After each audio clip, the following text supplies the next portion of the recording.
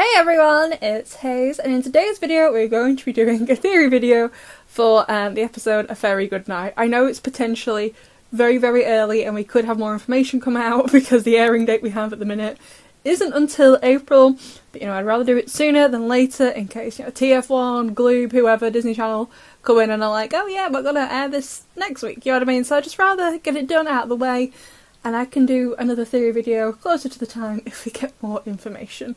I'm just, trying to cover my bases so we don't miss it. So as always, let's start by rereading the synopsis.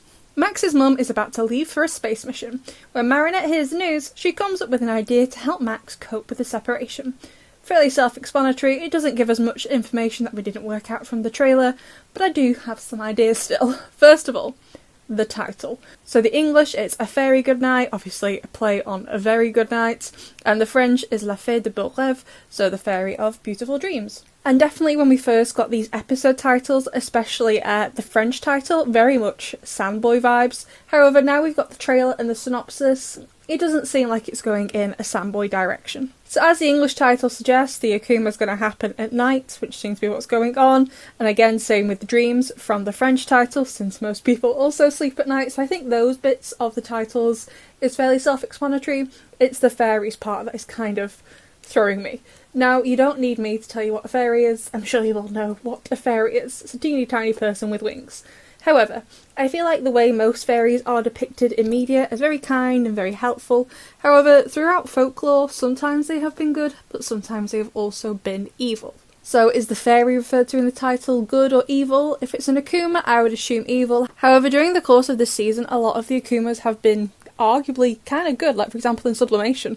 She kind of tries to help people rather than hurt people, same as in Reckless Driver. So the fairy part of this title has really been throwing me. So does the fairy then refer to Claudie's Akuma, as the titles this season often do? I think so far the only exception we've had to that is Noe. So I do think it's likely, but how that would work, I'm unsure.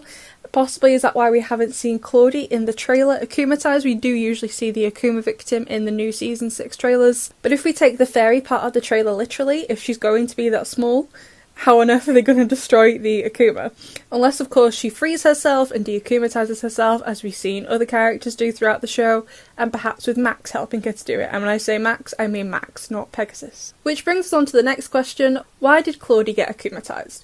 Now, obviously, I know I am assuming she gets akumatized. I don't actually know for sure. We don't see it, and I know there are these moon warriors, but I don't actually think they're the Akuma victims. I think they're like the shark guards and sleeping siren, just part of the Akuma. They aren't anyone necessarily. They're just part of it.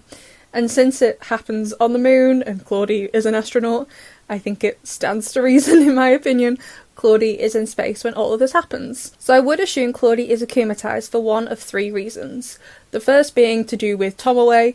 Basically, as we know, Lila and Tomoe are working together, they are allies this season, and Ladybug and Cat Noir are more vulnerable in space. So a lot like Tomoe allowing Gabriel to use the system and compromise Ada and Intuition, they might do that again. However, like I said, they've already done that before. So instead, number 2, Claudie is just simply missing Max.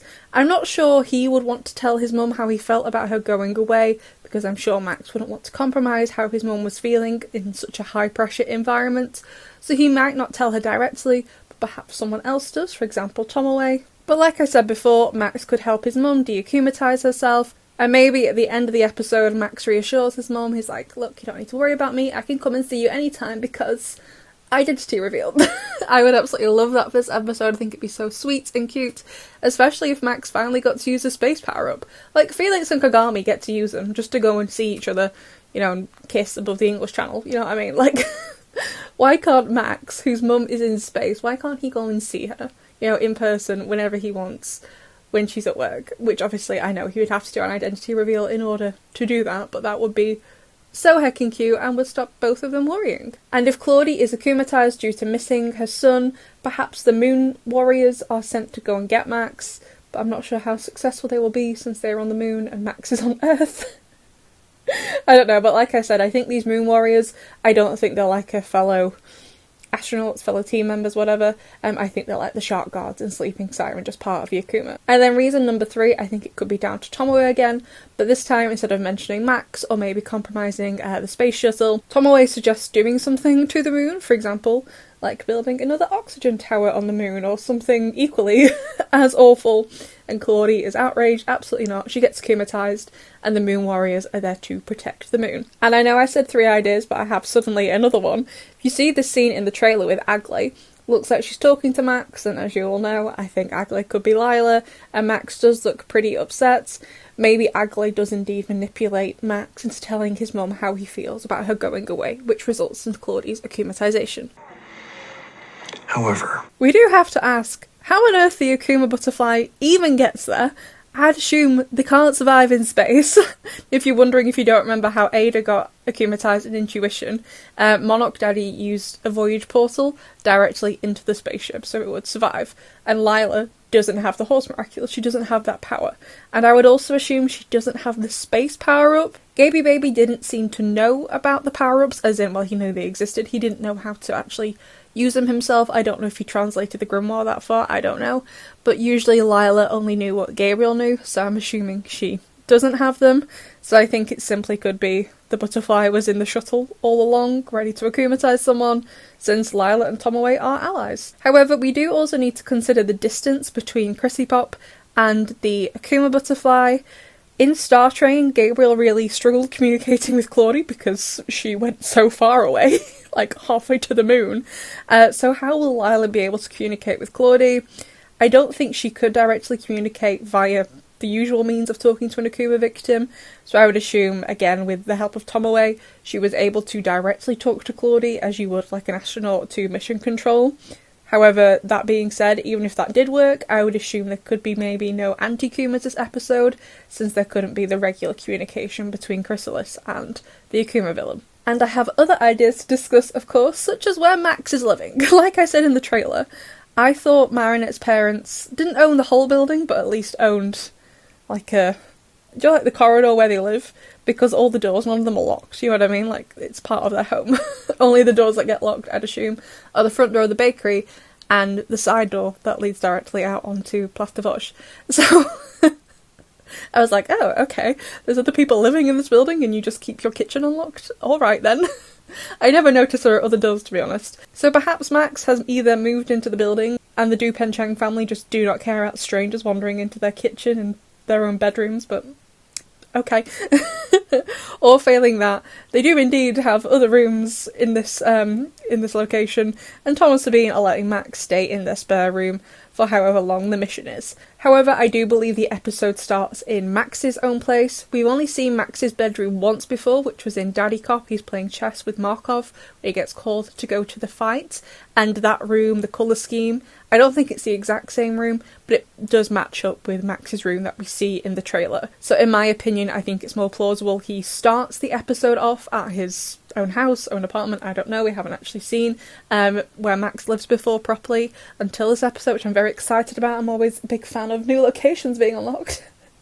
And then he will eventually move to stay with Marinette and her family. Although, you know, don't get me wrong, I love the Du Penchangs, they're great, great family. But, you know, Adrian has a full-on mansion. Go stay with him. He's got more space.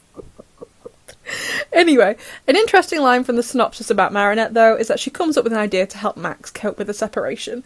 In my reaction to the synopsis, I was like, oh, should I just kidnap Claudie? Which, you know, checks out for Marinette. She always has the best of intentions. But perhaps she makes these hearts for them. They look perhaps made out of fabric. Marinette is always making things for people. So perhaps she has one for Max, one for his mum, and they kind of exchange them. It's like, if you keep this, I'll be with you, sort of thing. Or maybe it is indeed more sinister. And she offers to kidnap her. I don't know, I could see Marinette doing that. But honestly, by the end of the episode, I really hope Ladybug offers to Pegasus to give him the space power-up and that he can reveal his identity to his mum, because that would be so adorable. I love Claudie. We haven't seen her properly in ages, so I'm very excited for this episode. Plus as well, Max.